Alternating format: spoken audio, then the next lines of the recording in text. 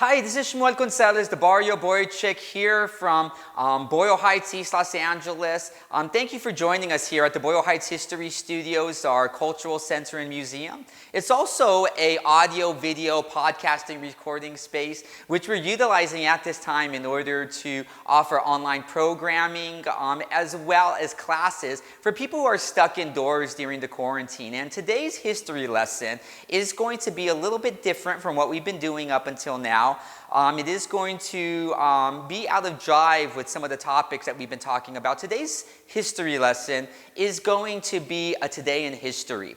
And because today's date is an infamous day for working class immigrant people. So that's really what we're going to focus on today. And we're also going to take just a little field trip just around the corner in order for us to see a historic spot in the community that you probably often wondered what it is. So, March 25th, 1911 is one of the most infamous days in American history for working class immigrant people. It's the day of the Triangle Shirtwaste Factory Fire.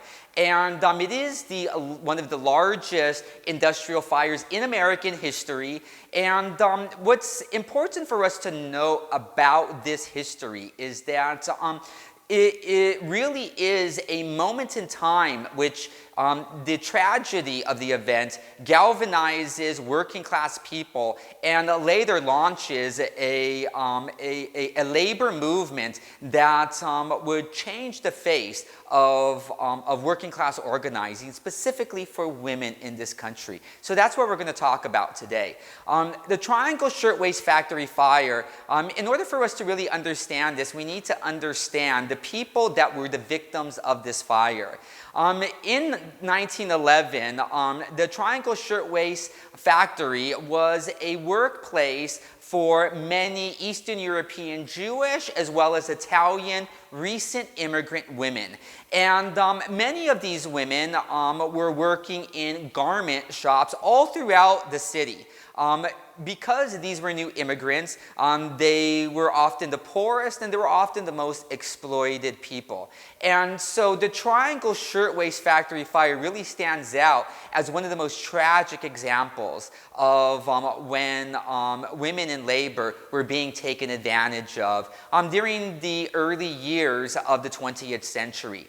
In 1911, what we had is a factory of over 500 people, which during the day, in order to keep people from taking unauthorized breaks or from possibly stealing from the community from the company as its owners and some of its managers were often paranoid regarding their employees. What they did was they often during the days decided to lock employees into the factories, into the sweatshops in which they worked. And it is important for me to contextualize what we mean by a sweatshop. When we're talking about a sweatshop, we're talking about an overcrowded factory in which there are workers just in vast rows side by side with stacks of fabric, often in very hot, underventilated environments where they are often locked in for their entire shifts until they complete whatever major quota or run that they were currently working under. And so what happens is that on March 25th, 1911, there is this occurrence in which a fire starts within one of these sweatshops. Within these sweatshops, there are often huge piles of material as well as scrap material that would often be just lining the entire building. And what happens is that one of these piles had caught on fire. And, that was easy for it to do. It could have been, there's a few suspicions on how that could have been possible, maybe from a match being thrown into a pile before it had been fully extinguished. Or it could also have been caused by the machines, that there was so much dust and leftover material that friction within the machines could have actually have caused the fire. The problem with this fire going on was that there was really no major way in order to alert people to the reality of the fire going on.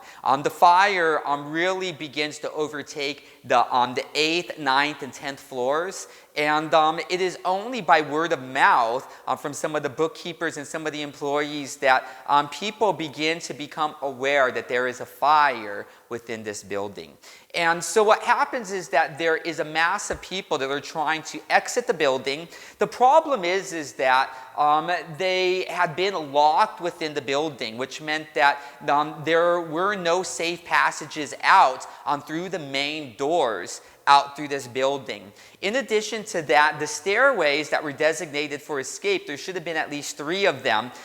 It turns out that the city had actually did a waiver on that, and there was really only 1 stairways which led out, and being overrun by people, it collapsed during the midst of the fire. Some people got out through the roofs of other buildings. However, there were certain people that did risk themselves in order to make sure that people did get to the ground safely, specifically people that were operating the elevators. They operated the elevators until the final moments that they could, allowing some people to escape. Those who were not able to escape, those who had hesitated in order to get out by means of the elevators, many of them soon were overwhelmed by the flames, and in the end what happened is that over 56 people ended up catching on fire and jumping to their death.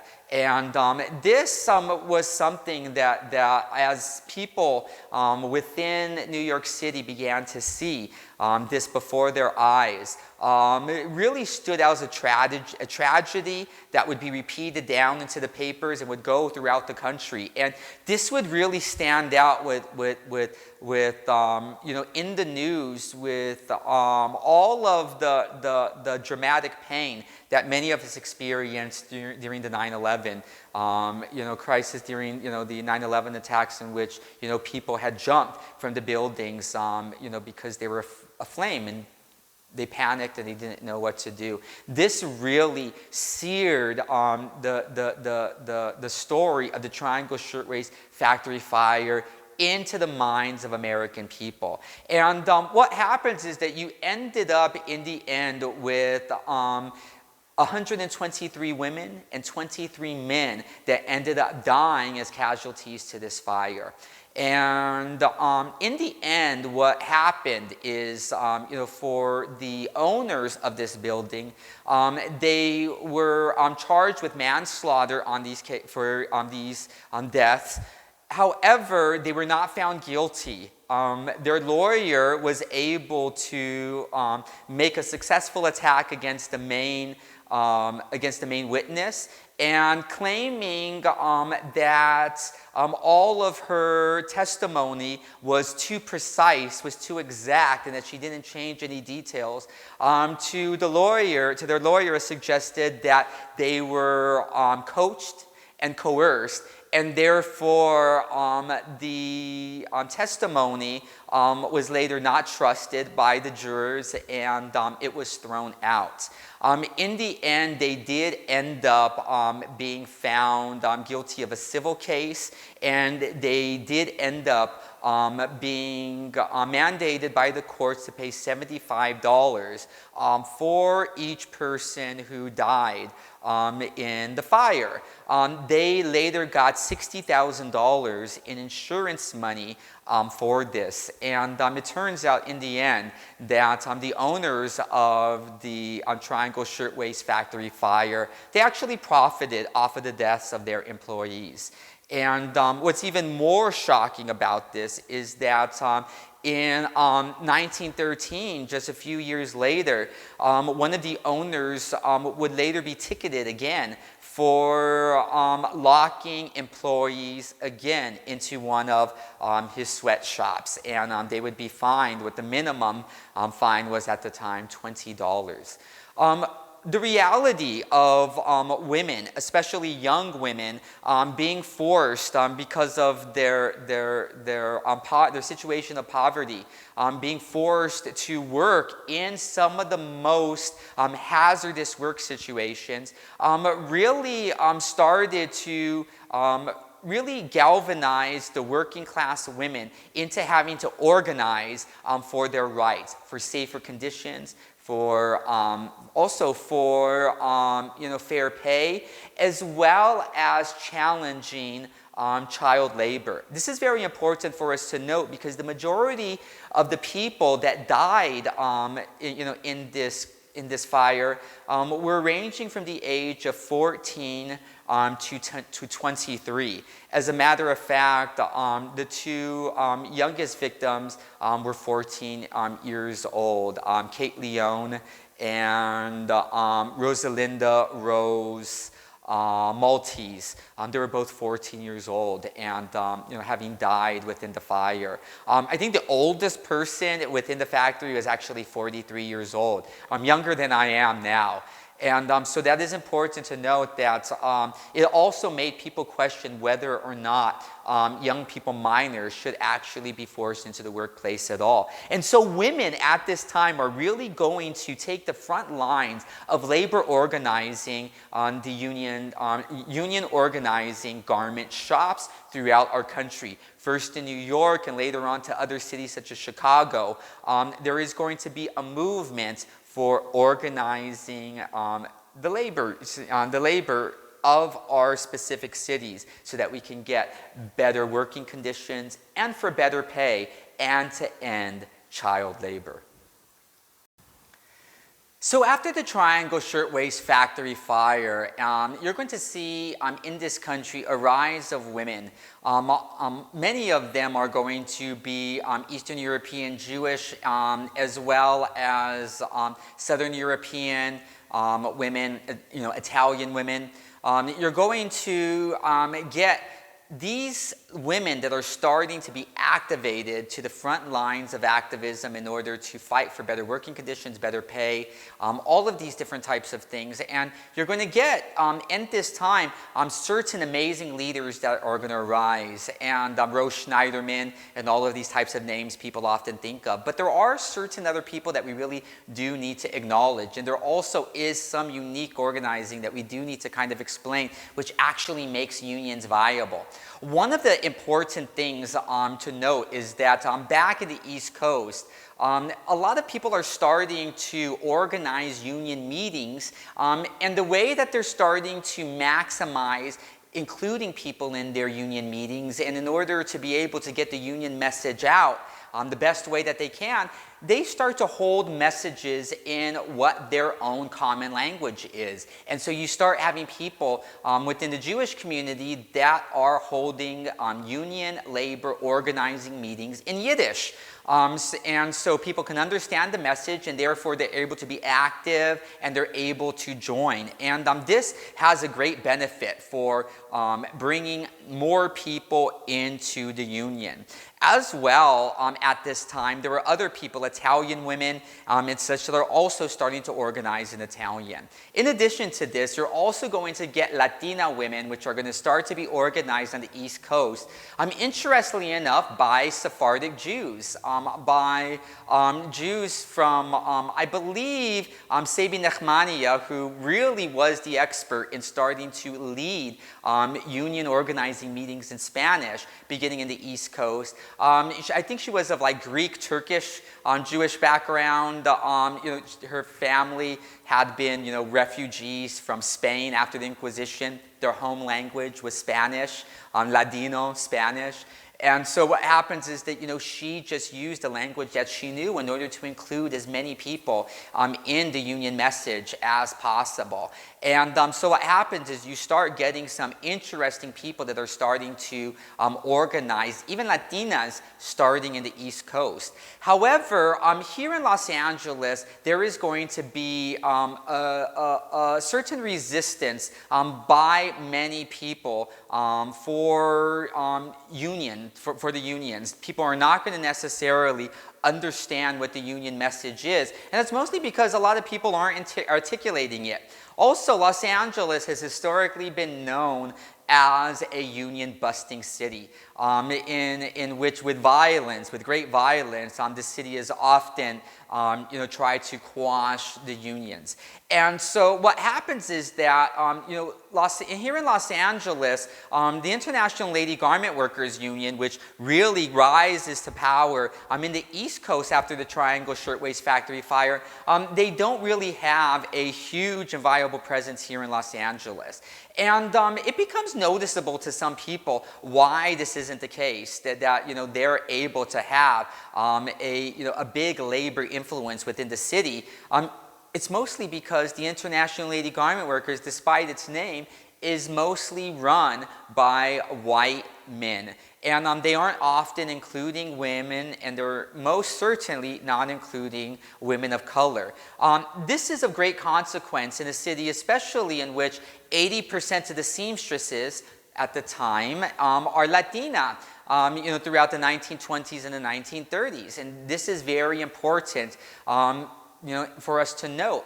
Because Latina women were not being included within the unions in the area were not viable. And this rose to the imagination of certain labor organizers over in New York City, specifically a little Jewish lady, a little Russian anarchist immigrant woman by the name of Rose Posada. Specifically, she came from Lithuania and in Europe had been really empowered with a lot of pro-labor, a lot of pro-labor messaging. And so she ends up coming to New York City and later to Los Angeles in order to organize many of the sweatshops, and she gets blacklisted. She does go back to New York City, and when she's talking with a lot of the mucky-mucks of the International Lady Garment Workers in New York City, one of the things that she notices about why the unions are not viable in the city of Los Angeles is because of the Latina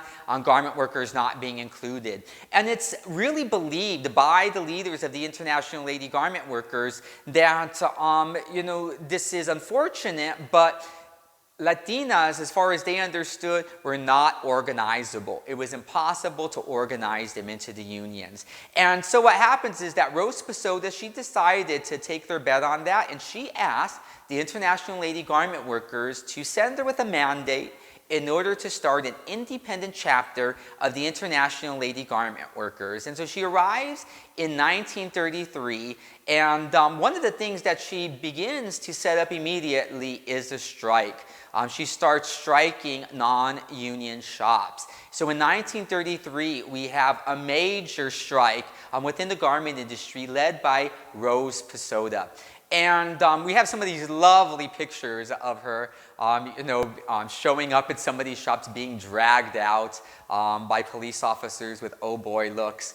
However, she was definitely effective in what she was doing. Within 1 month's time, she would organize thousands of women into the International Lady Garment Workers. She would organize over 7,500 women into the union within just about a month's time, making the union viable for the first time and forever changing the inclusion of people of color and women inside, inside the labor movement of the city of Los Angeles. And so that's rather important that it was all done by this little tiny Russian Jewish woman who only stood about half my height. And so that's rather impressive for us to, point out about that. Also, what is important to know is that within them starting to, utilize here within the city outreach to Latina women, they also start to organize meetings in the Spanish language within the city of Los Angeles as well. So by 1933, you would have whole Spanish-speaking chapters of the International Lady Garment Workers. They would even be so proud of their gains that they would have floats for the Spanish-speaking branches of the International Lady Garment Workers included in the Labor Day parades. And it is rather amazing to see the growth of the labor movement come because this little tiny Jewish woman decided that she was going to stand up to the system and she was going to take the message to Latina women who were going to forever change the face and the viability of unions here in the city of Los Angeles. So I really love some of these photos that we have here in our exhibit of the International Lady Garment Workers Union. And right here we have a picture of Latina dressmakers in the garment district downtown. In 1932, these are all Latina women working in front of their sewing machines. Also right next to it, you have a picture from 1940 of mostly Latina women here, and they are being they're being retrained by Lola Patino, one of the members of the executive board, and she's retraining them with new skills as garment workers. They were able to, as members of the union, take classes by which they could expand their skills as garment workers and open themselves up to more job opportunities as well. But what's interesting is that back behind here you see some signs of some of the fun things that they offer as well, some of the cultural things that they offer through the union, such as a Spanish fiesta dancing and entertainment. They also have right here a sign that says, "Sign up now, mandolin class."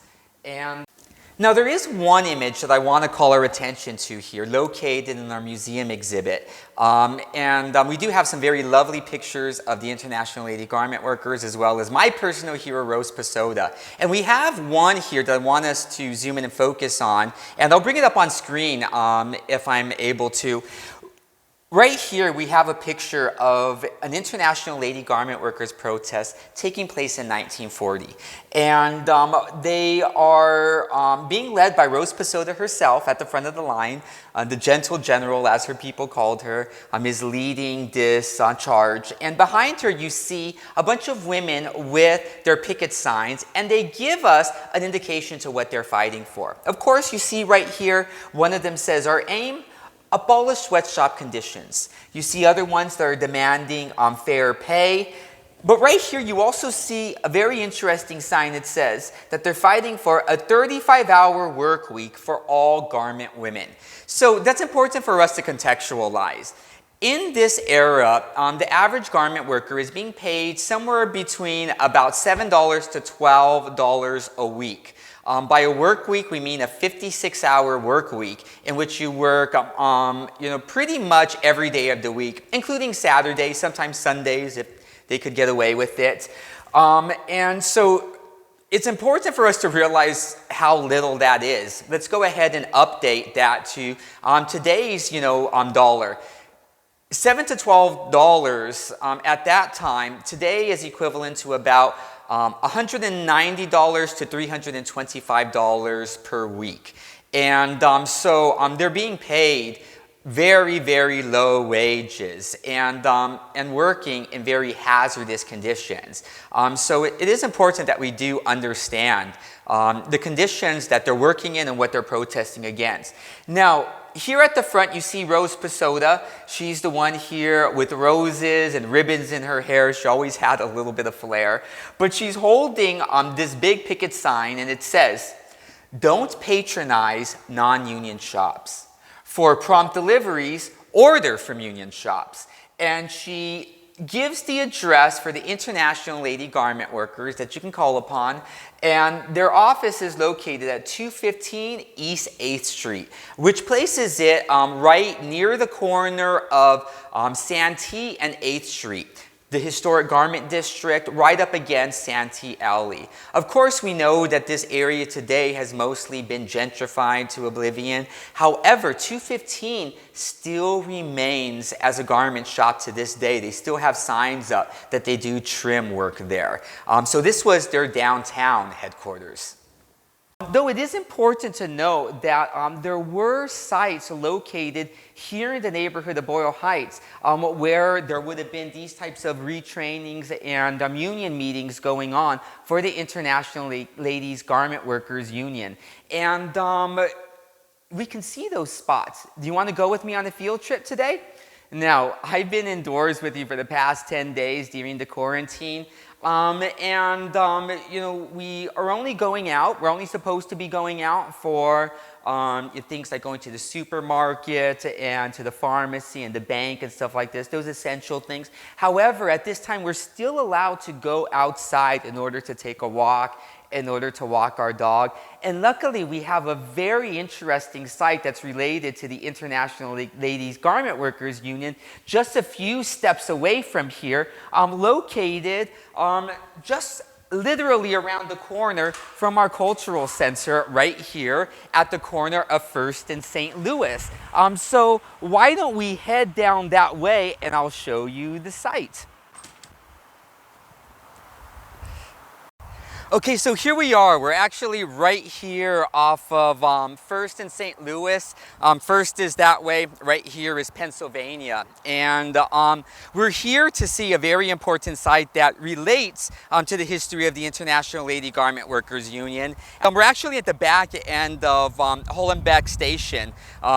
So this building here, though, or what you see, just a little facade of the building is left here, is a historical location that I do want to point out because it does have a connection back to the International Lady Garment Workers Union, and so that is important for me to note at this time.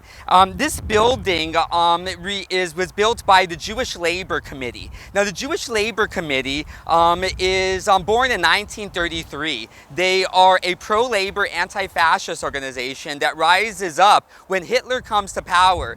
Jews who in the past few generations had been given some level of civil liberties that allow them to integrate into German society, those are being revoked at that time. And so what happens is that the Jewish Labor Committee in America rises up in order to raise awareness about fascism, of Nazism in Europe, and about how working class people are being impacted by that. So that is important for us to note. Also, later, they're going to need to expand into a great larger building with an auditorium and a lot of space for multiple unions to meet within.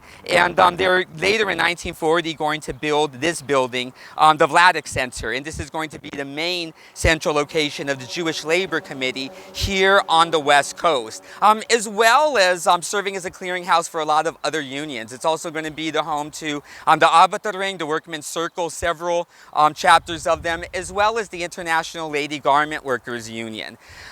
What's very important for me to point out, though, is that when we're looking at these historic protests in 1933, later on in 1940, and we see all of these Jewish people that are labor socialists that are being activated in order to help grow the unions, in order to help specifically Latinas here in our city get union organized for the first time, making the unions viable for people of color.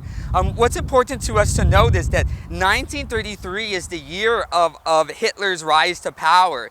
In 1940, these are the years in which, these are the first years of the concentration camps in which Jews are being sent to the camps, and they're promised to be released only if some other country will take them, and because they're considered racially undesirable and unassimilatable and even suspect that they might be terrorists,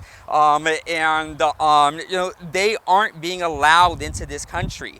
And so there's a great crisis that's going on during the midst of these two great forms of labor organizing and picketing that is going on in 33 and 1940. For Jewish people who are at the front lines of organizing all of these Latinas, what's important for us to keep in mind is that this is really the least of their problems as Jewish people. They're the greatest crisis that Jewish people have ever faced. The rise of Nazism and Hitler the start of the Holocaust.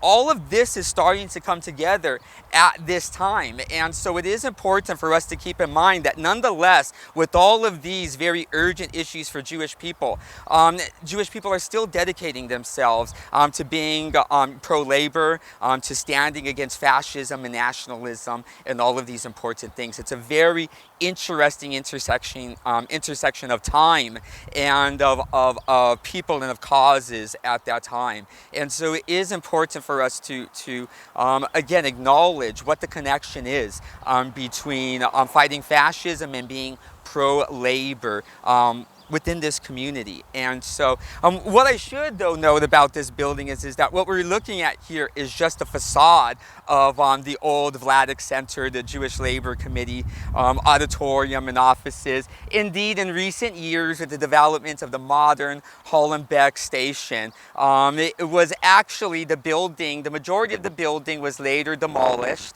and it's only a small little token of the original building that we have that we can show here what was this historic location.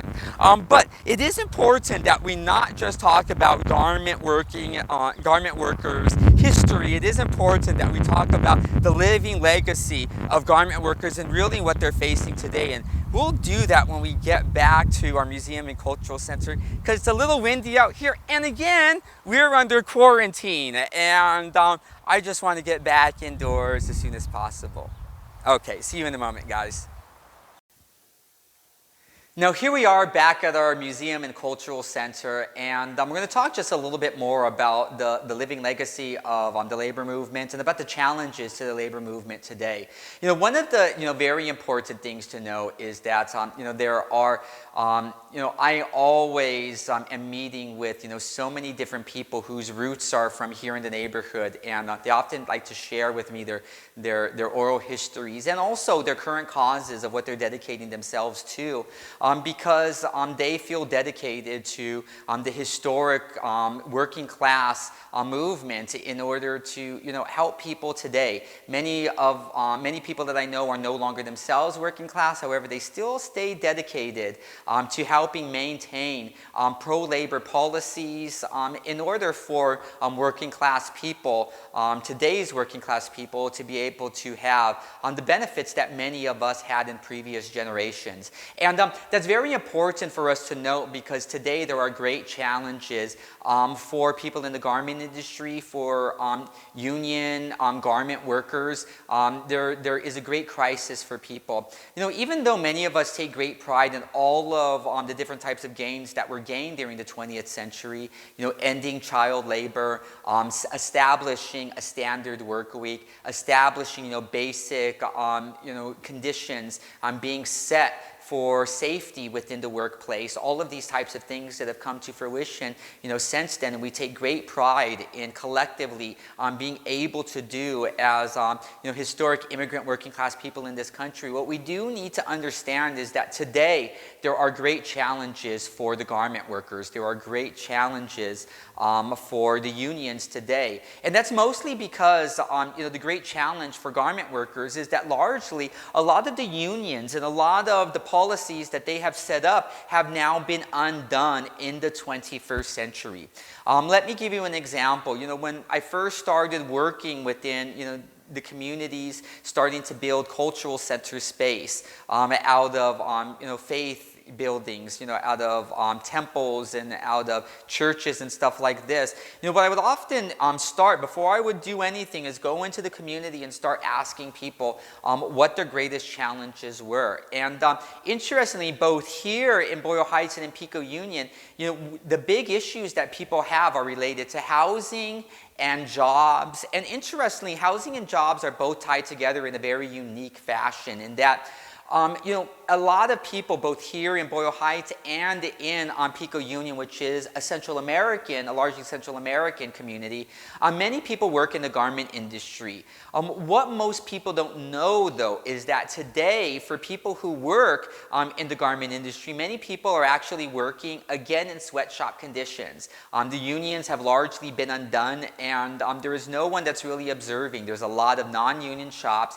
being run downtown in which people are working. And what I learned very quickly was that many of the people who work within these factories indeed sweatshops because the conditions are just as appalling as they were, 100 years ago. What is also, rather appalling about all of this is that people, on top of being forced into hazardous situations, sometimes being locked in, often in overcrowded, underventilated spaces that don't have the proper procedures for, and everything that they need in order to protect people in case of a fire.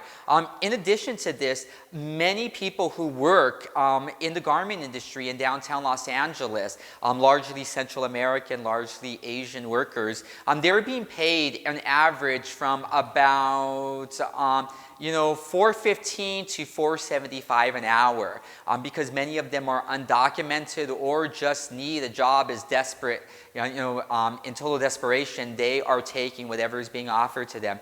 And so many people working in order to produce fast fashion downtown. What do I mean by fast fashion? Los Angeles is really one of the major producers for clothing that we wear in this country. Even though the tags often say they came from China or Pakistan or whatever, they're sent in pieces in those things, and they're put together in shops here within the city of Los Angeles. And Los Angeles has become one of the central locations of fast fashion because unlike other cities where they have, 2, 3, 4 fashion seasons a year, we actually have 12 fashion seasons. That means that every month there's a new product line which is being pumped out for cheap here within the city of Los Angeles, to go to places such as H&M, to go to Forever 21, to go to even places such as the major retailers such as Nordstrom's, all the way down to places such as Ross. Ross is actually one of the worst places when it comes to most of their product being developed in sweatshops through fast fashion located in downtown Los Angeles. And so what is important for us to know is that today, for garment workers, many people are having a hard time just paying their rent. Keeping their lights on. That's not even count having to feed themselves and their kids, having to clothe themselves. The great constraints that people in our city are up against, especially in communities like this, these historic working class immigrant communities, is that the unions, which were set up in the 20th century, no longer have power. They no longer have the weight to be able, to stand up for people within the city of Los Angeles. The unions have pretty much been broken down to the point that people who currently live in our communities and work in the garment industry are being just as exploited as they were 100 years ago. And that's very important for us to recognize. It is important that you and I stand up for garment workers in this generation, and we can do that by refusing to buy fast fashion, by calling out the companies that buy from these sweatshops, and choosing to buy, clothes that come from companies that produce under fair labor practices. It's important that we continue to raise awareness about the conditions in which working class people within our major urban centers are still working today. And so that's our lesson for today, everyone. We need to remember the Triangle Shirtwaste Factory Fire, but we also need to remember all of the workers today who are once again on the front lines of having to fight for their own rights and for their safety. Also, real quickly, before I wrap this up, I want to send a shout out to all of those garment workers in the city of Los Angeles and throughout the great state of California that are being activated in order to create masks. Right now, I see so many people, so many different shops that are being transformed into exclusively making masks and protective gear during the COVID-19 crisis. Thank you for everyone that is really putting themselves out there in a hazardous job, leaving the house every day in order to fulfill these needs during this great time of crisis. And if ever we needed to be on the side of our garment workers, this is the time. They are rising to the occasion. So thank you for all the effort that you're putting out. And thank you for joining our lesson here at the Boyle Heights History Studios. My name is Shmuel Gonzalez, the barrio boy chick. And I'm looking forward for you joining us again for one of our future impromptu history lessons. Thanks, guys. Bye. Be well. Cuídate. Sei gesund.